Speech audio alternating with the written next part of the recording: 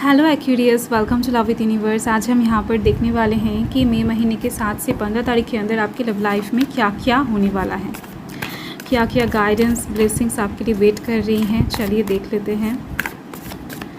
ये reading channel है, gender specific नहीं है, तो आप सभी इसे बहुत ही ज़्यादा आराम से देख सकते हो। एंड अगर आपकी राशि एक्यूरियस है यानी कि कुंभ राशि है तो ये रीडिंग आपके लिए है। अभी आप लव लाइफ के साइड से चाहे किसी भी सिचुएशन से बिलोंग क्यों ना कर रहे हो, मतलब कि मैरिड हो, अनमैरिड हो, सिंगल हो, नो मैटर, ये रीडिंग आप सभी बड़े ही आराम से देख सकते हो। आप सबको ही हर एक साइड से इंफॉर्मेशंस मिल जाएगा। सो फर्स्ट कार्ड यहाँ पर क्वीन ऑफ स्वॉर्ड्स का है। Okay, next the tower and justice. Okay, बहुत ब्यूटीफुल एनर्जीज हैं। यहाँ पर बॉटम ऑफ द डेक में है स्ट्रेंथ। देखो यहाँ पर मुझे दिख रही हैं अभी आपकी लव लाइफ में जो भी सिचुएशन है, जैसा भी चल रहा है, उससे कहीं ना कहीं आप थोड़ा सा कंफ्यूज्ड फील कर रहे हो, थोड़ा सा दुविधा में हो, थोड़ा सा चिंतित महसूस कर रहे हो।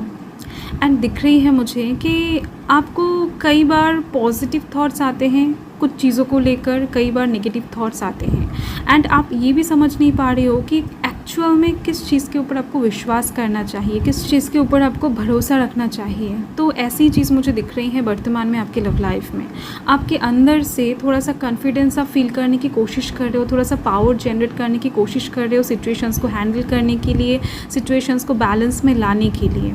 ओके, तो ये जो सिचुएशन है ये ठीक होने वाला है 7 से 15 तारीख के अंदर, मतलब कि सिचुएशन टोटली चेंज होने वाला है।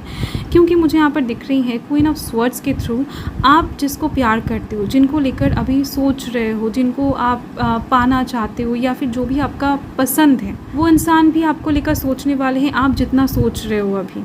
ओके, मतलब कि इक्वल गिव एंड टेक वाला रिलेशनशिप अगर आप दोनों के बीच में पहले नहीं था या फिर अभी नहीं है, तो आने वाले टाइम में वो क्रिएट होने वाला है। रियलाइजेशन एक आती हुई दिख रही है लव रिलेशनशिप में।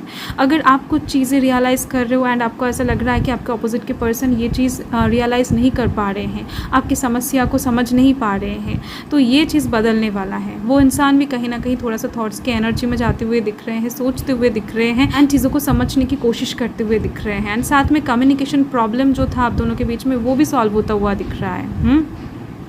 सो टेंशन लेने की ज़रूरत नहीं है। अगर आप दोनों के बीच में कम्युनिकेशन प्रॉब्लम था, कम्युनिकेशन गैप था, तो वो चीज़ यहाँ पर क्लियर होती हुई दिख रही है। बातचीत बहुत ज़्यादा अच्छा होने वाला है 7 से 15 तारीख के बीच में।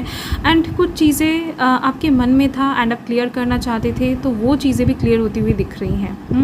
द टावर के साथ मुझे यहाँ पर दिख रही है कि डेफिनेटली कोई बिग इशू सॉल्व होने वाला है आपके लव लाइफ की साइड से। कुछ चीज़ें डेफिनेटली आपके मन में भी खटक रहा था या फिर 7 से 15 तारीख के अंदर खटकने वाला है आपके पर्सन को लेकर, आपके लव लाइफ को लेकर, या फिर ये सिचुएशन दूसरी तरफ से भी क्रिएट हो सकता है कि आप जिनको प्यार करते हो, आपके अपोजिट के पर्सन के मन में कुछ खटक रहा था बहुत टाइम से, वो कुछ डाउट्स कर रहे थे आपके ऊपर, तो वो चीज़ें कहीं ना कहीं आप दोनों के बीच में दरारें क्रिएट कर रहा था। ओके, सो ये चीज़ सॉल्व होती हुई दिख रही है। वो जो बिग इशू क्रिएट हो रहा था वो इशू सॉल्व होती हुई दिख रही है द जस्टिस के साथ, द टावर के साथ। ये जो जस्टिस एंड टावर है ना, ये कहीं ना कहीं आपके लव लाइफ में एक नया मोड़ लाने की बात कर रहा है, एक नया चैप्टर ओपन होने की बात कर रहा है, जो कि आपके लव लाइफ में ख़राब था। जो भी चीज़ें आप लव लाइफ के साइड से टॉलरेट नहीं कर पा रहे थे, जो भी चीज़ें आप लव लाइफ के साइड से क्या बताओ झेल नहीं पा रहे थे, तो ऐसे सिचुएशंस कहीं ना कहीं बदलते हुए दिख रहे हैं मुझे।